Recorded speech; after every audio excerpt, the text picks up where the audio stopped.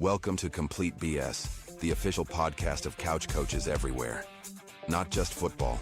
It's every sport that ruins your parlay, wrecks your fantasy week, and still brings you back for more. Buzzer beaters, blown leads, and brackets and flames. Yeah, we're all over it. Unfiltered takes, armchair analysis, and enough bold opinions to fill a playbook. Hosted by Brien Schmauch, sports junkie, the Saban of stats, and your official voice of I could coach better than that. Let's go.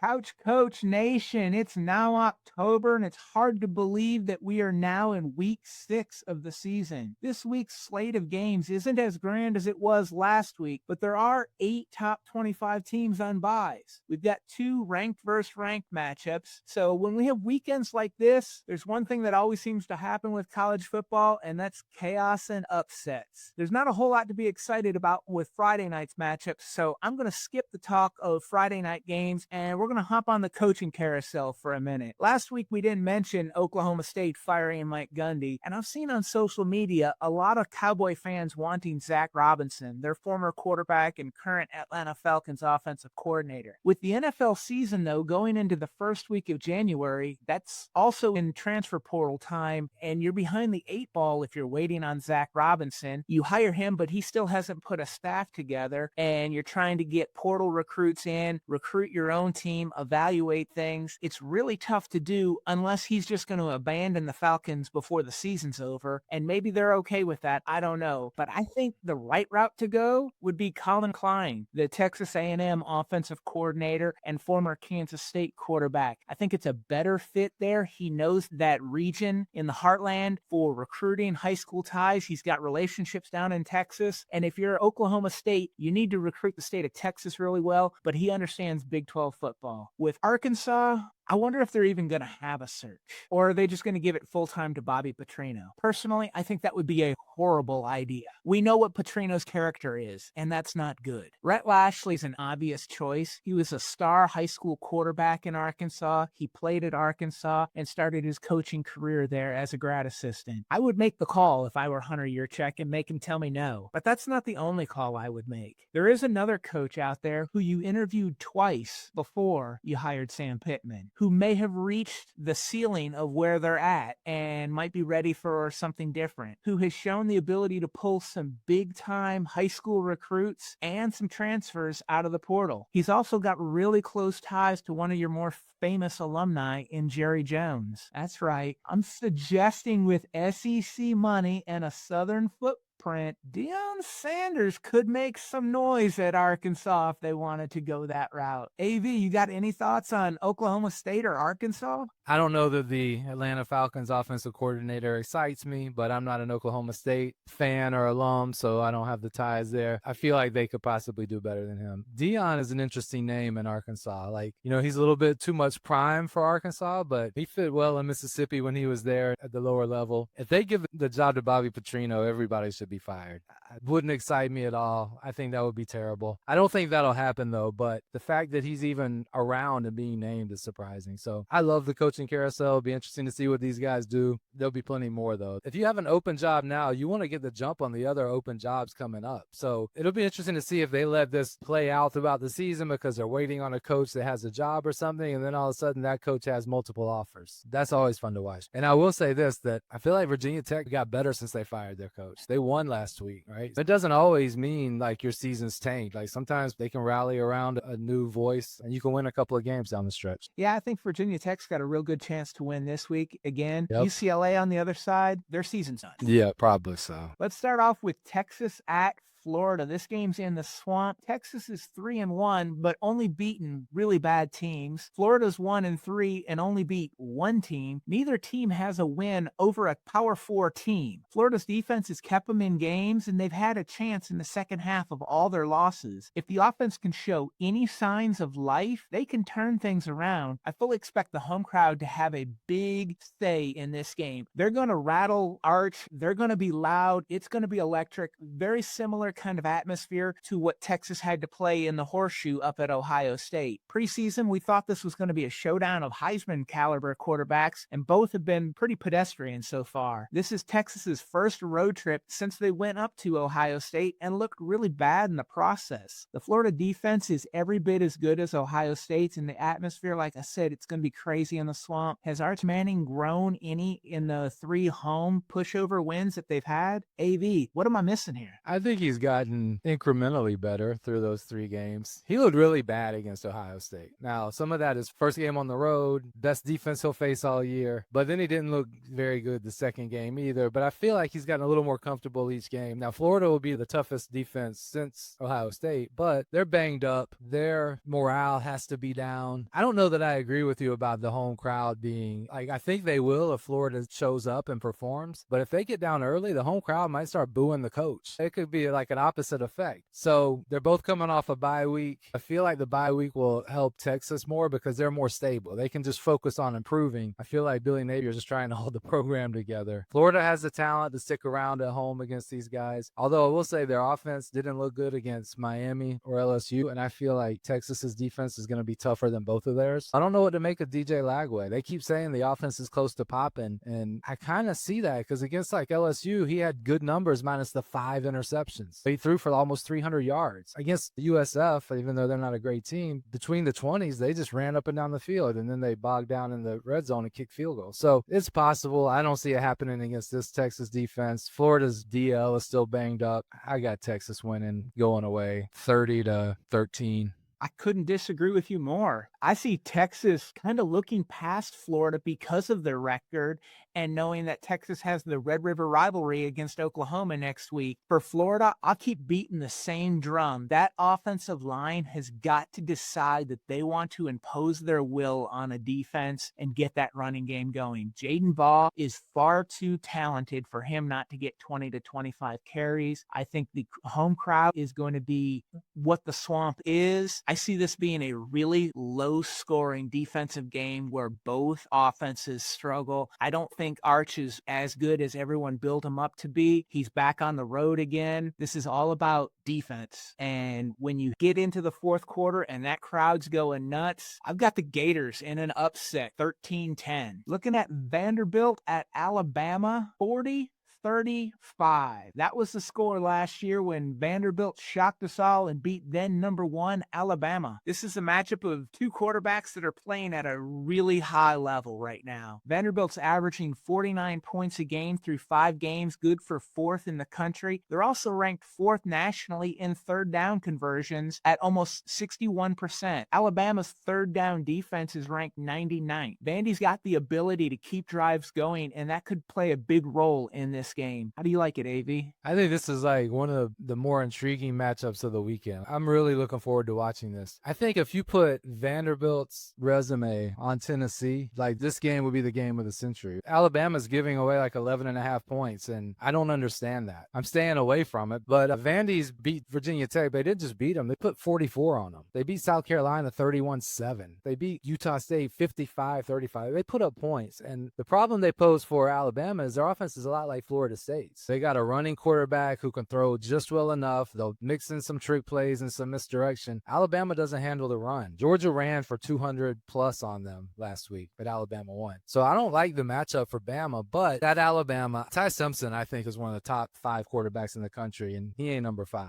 And so they have some momentum now after beating Georgia. They have a renewed sense of urgency and life injected into that program. So I think Alabama comes away with a win, but I just think that Vanderbilt can keep surprising people, and people will just keep being surprised for some reason. It wouldn't shock me at all if they won this game. This is one of the games that I think has been the toughest for me to pick this entire season. For sure. Everything that I look at makes me want to go to Vanderbilt and pick them. Vandy knows they can beat Bama. They did it last year, and that's often a mental block that a lot of teams have. Vanderbilt doesn't have that. But then you've got Alabama wanting payback for that embarrassment last year that kind of put them on a little bit of a downward spiral towards the end of the year. I keep going back and forth on it. At the end of the day, it's in Tuscaloosa. I expect a lot of offense in this game, and I'm going to say Alabama gets the revenge, 41-34. But like you, I think the line is too high. I wouldn't touch it. and I wouldn't be at all surprised if Vanderbilt wins straight up. Yeah, same. Miami and Florida State, I'll give my thoughts on this game and prediction a little bit later with Corey Simon. What do you got, AV? This is also kind of one of those matchup things where I think Florida State's obvious strength is their offense. I think Miami's better unit is their defense, so it's good on good there. And then it's the Miami offense and FSU defense. So, it's a tough one. FSU's at home. I think Miami comes in a little more confident. They haven't lost a game. They've kind of run over everybody they played. But FSU, I think, will put up points on them, which will surprise them. They haven't really given up a lot of points this year. It's a contrast of styles. Look at Miami as big, powerful, fast on defense. FSU is running the ball right into that. Sounds bad, but they tend to find ways to create room. I'll go coin flip, and when it's a coin flip, I typically go home team. So I'm going to go FSU 27-24. Yeah, I definitely think that this is a game that the over could be in play. I like that play a lot more than the under. I think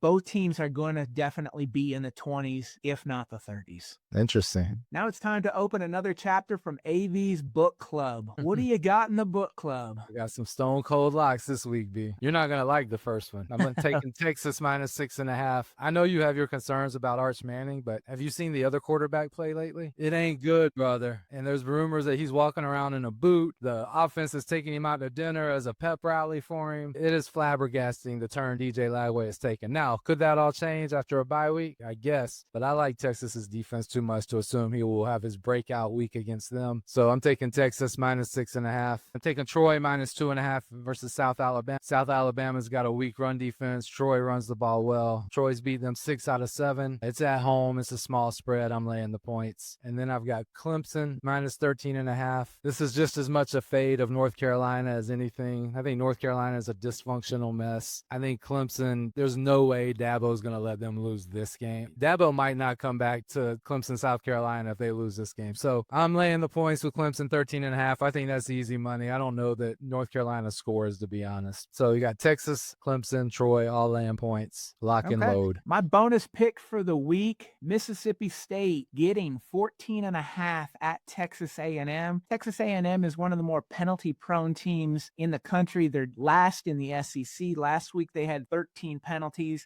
You just stall drives with those penalties over and over. Foolish mistakes. A&M's got a strong defense, and the offense has shown flashes. I expect Texas A&M to win, but Mississippi State last week pushed a really good Tennessee team to overtime. I think they can keep it to 14 or less points. Not calling for the win, just the cover. Mississippi State getting 14.5. Stay tuned, and we'll be right back with Florida State All-American Corey Simon.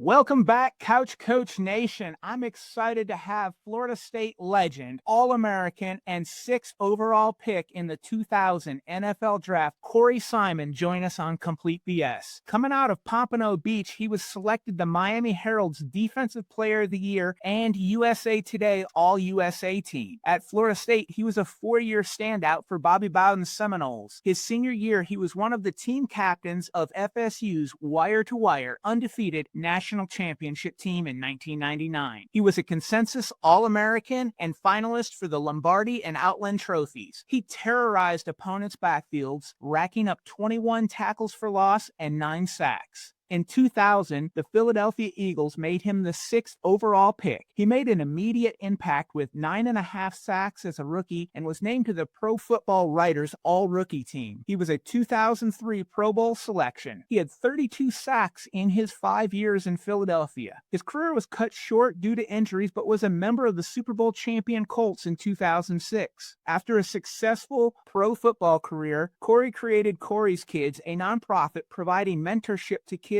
within the foster system. He also coached youth football and served as the CEO of Volunteer Florida before hearing the call to serve in a different capacity and running for the Florida Senate, where he's been elected twice and represents 13 counties. Corey, it's great to have you on with us. Thanks for having me, Brien. Good to be here. So one of the first questions I always ask everyone, because I'm always fascinated by the process, is your recruiting process coming out of South Florida. What was that like for you, and where were you considering besides Florida State? Well, I have to kind of dive in the memory banks a little bit. It's been a long, long time since I went through recruiting. Things have changed a lot since the early 90s. I wish we had some of that NIL space that we have now, but I really enjoyed the recruiting process. Coming out of Pompano Beach, I had the chance to play with a lot of great players, a lot of guys that went on to play Division I football, but really it was a blessing to have the folks, the likes of Lou Holtz and Bobby Bowden and even Steve Spurrier sitting in my living room and talking with my mother and I and really evaluating what would be the best place for me. And it really came down to, it wasn't a 4-year decision. It was a 40-year decision. It's much like the conversations that I have with young players today. You know, once your time is done, where would you want to make home? And I will tell you, I didn't see Tallahassee as that place initially. It was a little slower for me growing up in Broward County. But once I got here on campus, I just really fell in love with the city, fell in love with the campus.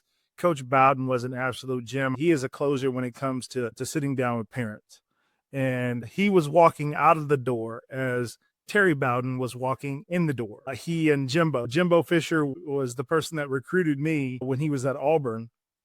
And I remember the conversation, Coach Bowden was, basically telling Terry, listen, I'm going to tell your mama because you're not supposed to be down here. And it was just a really lighthearted, seeing how everything came full circle, my time getting a chance to spend a little bit of time with Jimbo and over the years really getting to know him. But having the three of them sitting down in my living room was pretty special. I told Jimbo when I was trying to get Jimbo to come here to take the job to be our offensive coordinator, Jimbo said, Corey, well, you didn't come to Auburn. I said, well, the problem is I took the visit to Auburn. And there was just not much in Auburn. And you look across from the dorms and you see cow pastures, just wasn't something that was appealing to a young kid from Broward County. But I really did enjoy the process and getting a chance to meet some legendary coaches in the game. Well, Bobby Bowden, obviously a legend that you got to play for. What was it like playing for him once you got here, and what have you learned from him? Oh, my gosh. Well, playing for him, you don't realize the icon. At least I didn't realize the icon that Coach Bowden was until I left, until I got in an NFL locker room. And guys would ask all the time is, man, Corey, what was it like playing for Coach Bowden? And these were guys that were, in high regard, top draft picks, getting an opportunity to play at the top of their game. And they were just enamored with who Coach Bowden was. To me, he was the father figure that a lot of us didn't have. Talking with several players, he was the first male to ever put their arms around you and told you that he loved you. It wasn't the football knowledge. It was because Coach Bowden did an amazing job of really coaching his coaches and allowing his coaches to be kind of front and center with the players. But Coach Bowden did the coaching behind the scenes. Occasionally, he would kind of chime in and make corrections. But Coach Bowden believed in coaching his coaches and allowing his coaches to go out there and put the game plan in and do those things. And so my time with Coach Bowden was sitting in his office talking about all of the things that had nothing to do with football. It was about his faith, it was about his family, and it was about football. But football was last on that list, and it was a distant third. It was never about football with him and how he handled us as young men, really trying to steer us in the right direction. He had a passion for community. And those things are the things that rubbed off on me.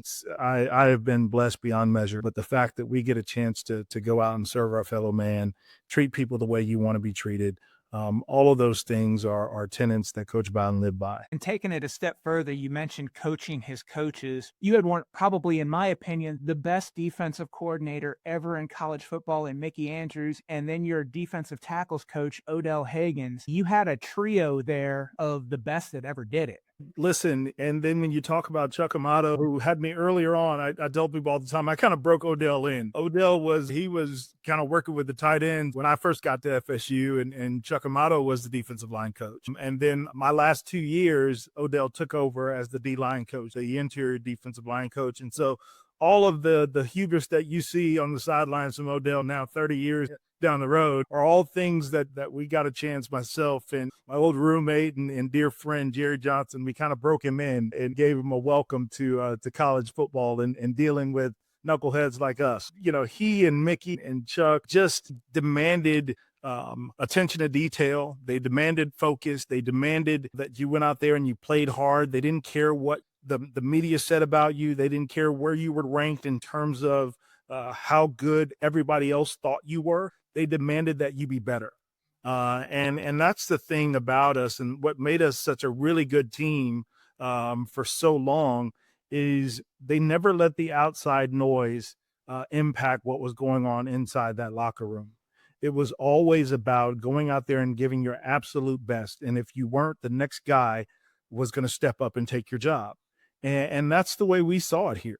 Everybody that played at FSU in the 90s and early 2000s were all Americans. We had several guys that were defensive players of the year in their communities that they came from. So you were nothing special from a football standpoint. You were going to come here and you had to compete. And that's what they demanded of you every single day you stepped foot on that football field. And of course, every offseason when you stepped foot in that mat room where the test was administered and whether you passed or failed, it was everything on this team. With that 99 team, what was the conversation leading up amongst the players? Did you guys know you were going to have a really special year? Well, the expectation for us was go 1-0 every week. There was never this grand plan. Of course, we all wanted to win a national championship. Coming out of the 98 Fiesta Bowl, there was this sour taste, and everybody knew on that team, listen, we lost an opportunity when Winky went down, and Marcus Allison did an amazing job of stepping in there, but those are some big shoes to fill. But when Peter Work decided he was going to come back, and I decided that I was going to come back and be a part of this team, we wanted to make sure that we were the team that had their picture on Coach Bowden's desk, that one frame for an undefeated team to go on and win a national championship. Not to be a proponent of Nole-on-Nole crime, but if the 1999 FSU team lined up against the 2013 FSU team, who's going to win? So I got two answers to that one. The competitor in me would say that we would run the table on them, but the analyst in me says that would have been a very tough game. That 2013 team was pretty darn special. We had some very talented players. I think what they were able to put into the NFL on both sides of the ball was pretty darn special. And so that would have been a tough one. Maybe we'd have fought them to a tie. How about that? Okay. Was there a bigger rival for you being from South Florida? Was it Miami or was it UF? And what were those Miami games like that you played in? Oh, man, listen, I never lost to Miami, and none of the games outside of our senior year were relatively close. I mean, Miami was going through a down patch, but man, it felt good going back home in the summers and getting a chance to brag. My barber back down in Pompano was a huge Miami fan, and so to sit in his chair and get a haircut and with a big smile on my face, knowing that his beloved Canes took it on the chin, was pretty special. But I think the University of Miami lost a lot when they closed down the Orange Bowl. Going into that place was always daunting. I mean, you're driving right through Overtown. They would rock your bus. I think now where they play their games now, it's very corporate. It used to be intimidating walking into the OB. But those are some heated rivalries. I will tell you, I had a special hate, I still do, for the University of Florida. Miami, it was a respect thing. I respected Miami. I hated Florida. And it still to this day, it kind of sits with me. So fast forward to April 2000. Walk us through draft night. Where were you? What was your reaction? What were you hearing leading up to that?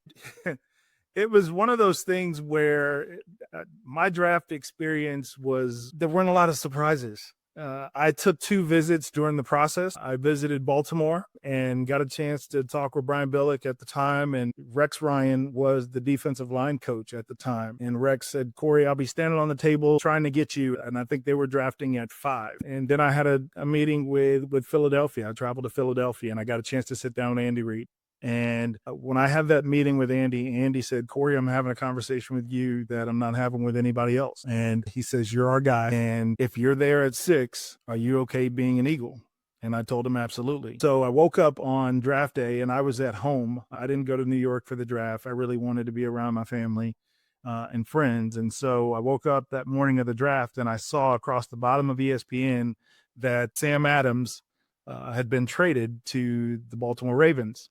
And so that automatically told me that I wasn't going to Baltimore. They had just picked up a big defensive tackle. And so at that point, I was pretty certain that I was going to Philadelphia at 6. And sure enough, I got the phone call just shortly after Baltimore pick. And Andy was like, "Hey, you ready to come to Philly?" And I said, "Listen, I'm waiting on you." So, we hopped on the plane shortly after that draft, and I was in the city of brotherly love just a couple hours later. And it was a whirlwind. I really, really appreciated Coach Reid. I've gotten a chance to play for some legends in the game, but I actually just got a chance to spend a little bit of time with him out in Kansas City a couple months ago. He's still a great friend, and I will forever be indebted and appreciative of all that Andy Reid instilled in me as a player and as a person. On the field, going up against offensive linemen, who's the toughest offensive lineman you faced, whether it was in college or the NFL? And second part of that, who's the best trash talker you've been around? Oh, man. I think the best offensive lineman that I played against in the NFL, that's a tough one, but I would have to say Will Shields. Will Shields was a beast when he was in Kansas City, and I only played against him once. And I had a really good game, but man, he was a technician. He understood angles. I learned a lot about myself playing against Will. I got a chance to play against some really good players over the years, but Will was right up there, and he's in a Hall of Fame now. I did play against Steve Hutchinson, who played in Minnesota, another great player. Steve and I played against each other in high school. In high school, you kind of know those players that are kind of separated themselves from the pack, and Steve is one of those players. And so those two guys are really high up on my list. And in terms of trash talkers, I think Eric Williams was an offensive lineman for the Dallas Cowboys, Hall of Famer. He was probably the biggest trash talker. At that point in his career, he had become a little long in the tooth, but he was one of the dirtiest, funniest guys that I played against. I always enjoyed playing Dallas. We used to beat Dallas a lot back in the day, but he was fun to play against. So after football, you got involved with youth. What made you want to get involved with youth coaching with your Corey's kids and giving back to the community? That was always a part of who I was. The game of football gave me so much, and I really wanted to give that back to our kids. I ran Pop Warner for 13 years. I coached in it for a number of years. My son was really my first start at it. I didn't push football on him by any stretch of the imagination. When I first retired in 2008, we came back here to Tallahassee full time, and he loved the game. We put him in flag football, and he was out there trying to tackle kids. And so I said, hey, when he turned 6, I said, well, I might as well put you in pads to protect you and somebody else, which really got me tied to coaching. And they wouldn't let me just sit on the sidelines and be dad. And I was just fresh out of the game. And so I had some energy that, I wanted to go out there and coach and spend more time with him, which is one of the reasons why I retired when I did. It brings some stability, but I just enjoyed being around young people going out there and finding their way. At that age, kids don't even know if they like football. And so going out there, a good coach, will change their perception of what that game is and what it can mean for them and to them. And so I wanted to get a chance to coach, spend time with my son, but also teach them the life lessons that I learned at an early age. It teaches how to deal with success, how to deal with failure. It's one of those games that it'll reveal who you are at some juncture. So that's why, I really got involved in just wanting to give back some of what it's been given to me. And just on the service part of it, that's how I grew up, from my high school coaches on through my time here at Florida State and into the NFL, giving back to community. That's been my lifeblood. That leads me into my last question before we get to the game. How has football helped you in your professional life now as Senator Simon serving in the Florida Senate? Listen, I tell people, if the Senate chamber, if government in general operated like a locker room, I think we'd be in better shape. In a locker room, you get folks from all different facets and phases of life. You get your guys that are from rural communities, and you get your guys from inner cities. You get guys that grew up with a lot, and you play with guys that grew up with nothing. We have different opinions on just about everything, and you have a bunch of alpha males in this one location. So how do good teams become good teams? You end up coming together and understanding that winning at the end of the day is what matters. Whether you're winning a game or you're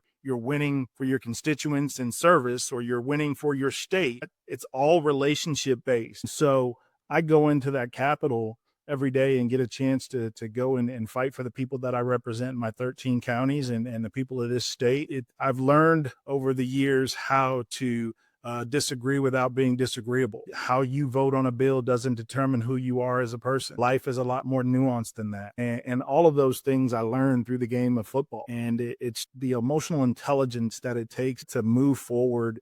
And you're not who you are on your worst day, and you're not who you are on your best day. You're somewhere in the middle. And that's kind of how I do this job now. When you vote against a bill that I have up, it doesn't make you a bad person. It's just who I am and how I operate. And it's proven productive for the folks that I serve. I represent a district that's largely rural outside of Leon County. It's a very rural district, and we have real concerns and real issues. I serve resource-starved communities, and it entails me having to see through some of the stuff that grabs headlines and really get to the heart of what will help my community. Let's go ahead and dive into Saturday night, Doak Campbell, Miami at Florida State. And these are two teams that don't really like each other that much, but there is that mutual respect, as you talked about earlier. Miami enters the game undefeated and ranked number 3 in the country. Florida State comes in at 3-1 off a road loss last week where they couldn't tackle anybody. This is Miami's first road game of the season. The Miami defensive line, I think, could actually be the difference in the game. If they can slow down the Seminoles run and make Castellanos have to win with the pass, that could make it a long night for Florida State.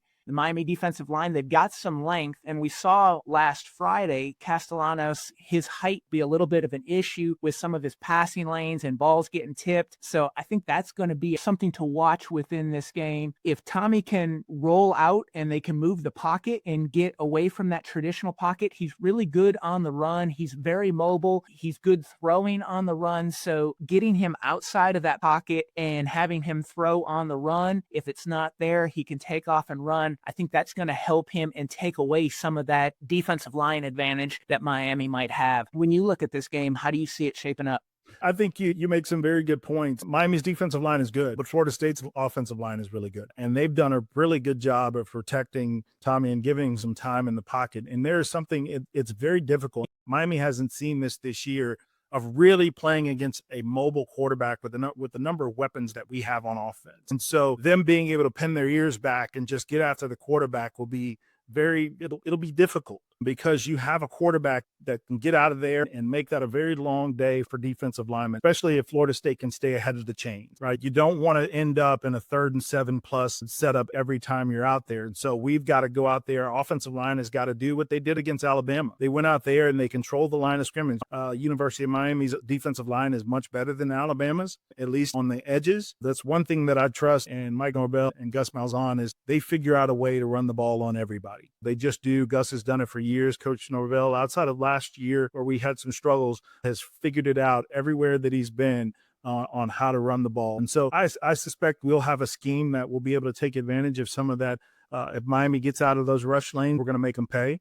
I don't think that they're going to pull back the reins on Castellano at all and say, hey, listen, here's your read 1, read 2. If you don't see it, pull it down and take off. And that wears on a defensive line when you've got to chase a quarterback, you're rushing the passer, and then you've got to chase him down the field. That will wear a team down. I don't know what Miami's defensive line depth looks like once you get past those initial 2 guys, those 2 edge rushers that they have, which are, they're dominant players. I don't know what the rest of that depth looks like. So, and then I'm looking forward to seeing our defensive line step up. They didn't have a good day at the office last week against Virginia. And so I think they understand that. And it's not just a defensive line. I caution folks when they watch the games and they see guys getting runs here and hit runs there. It's not always your defensive lineman. I used to get tired of getting blamed for stuff that you've got those linebackers back there that have a responsibility too. And so we've got to have better linebacker play this week. But I think it's going to be a very tight game. I don't see either team kind of blowing anybody out. It's going to come down to who can go out there in the fourth quarter and exercise their will. And are you predicting a Florida State win? Oh, absolutely. I think, folks that got upset last week after the Virginia game, and I was upset at myself. I was like, oh man, we really could have had that. Then I look back and saying, listen, coming into the season after what we did last year, if I would have told you through the first quarter of the season that we'd be 3-1, you'd be pretty darn excited. And everything that we want to accomplish is still out there in front of us. We beat number 3 Miami, and we shoot right back up the rankings. And then the AP rankings don't matter. They really don't. I think what you've seen people this year kind of look at those voters and saying, hey, these folks are just out there just mailing it in. Many of them will get down to the College Football Playoff Committee. They'll make the rankings that matter. We keep winning. We win this one. We're right back in the conversation, and the season moves on. The one thing that stands out to me and where I think the game's going to be won is who wins the battle of time of possession. Because if Florida State or Miami, whichever team wins time of possession, that tells me they're able to run the ball really well. Miami was able to do that against Florida. Mark Fletcher went for about 120 yards. Florida State's got a really strong running game. If they're able to run the ball well and maintain possession, that tells me that they're still in the game. They're not playing from behind. They don't have to feel like they have to press. And Tommy has to win it with the pass. So if Florida State wins time of possession, I think they win the game. I agree with you. It's going to be a close game. But at the end of the day, I've got Miami winning 28-21. I hear where you're at. I think Florida State wins this game 31-27. I think it's going to be close. I think you're absolutely right on the time of possession. Two teams that really want to run the ball, that have been effective running the ball. So we'll see how it all shakes out. But I think FSU wins this one. Well, that's it, Couch Coach Nation. You've heard from the legend, Corey Simon. Corey, thank you for joining us on Complete BS. You can follow Complete BS Pod on X, Instagram, and make sure to like, share, and subscribe wherever you get your podcasts. Thanks for listening to Complete BS. Be sure to subscribe, share, and follow us online. And tell us what you think of this episode. Use hashtag CouchCoachNation, and let's keep the conversation going.